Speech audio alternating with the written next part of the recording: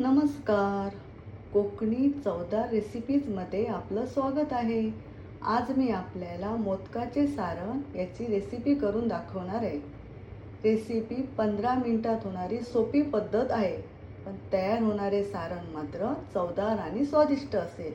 त्यासाठी लागणारे साहित्य: 2 वाटी खोबऱ्याचा किस, 1 वाटी गूळ, पिस्ता काजूगर याचे पिसेस, वेलची पूड आणि 1 चमचा साजूक तूप.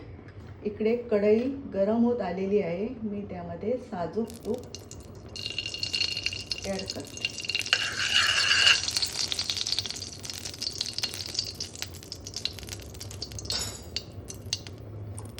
आता हे खोबरं आहे ते मी कढईत टाकते. गूळ टाकते.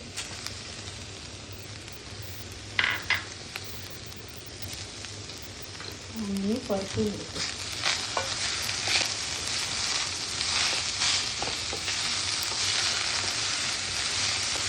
हे मी सर्व मंद आचेवर करणार आहे.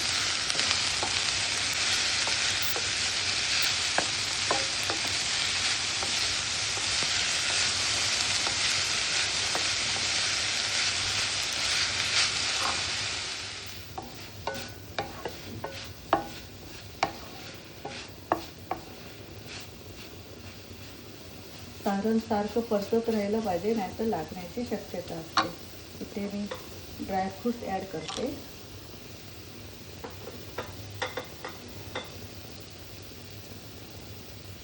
वेलची पूड,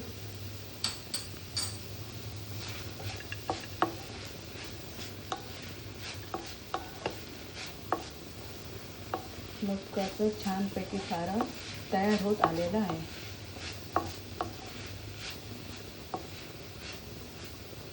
बघा, आपलं मोदकाचं छानपैकी सारण तयार होत आलं.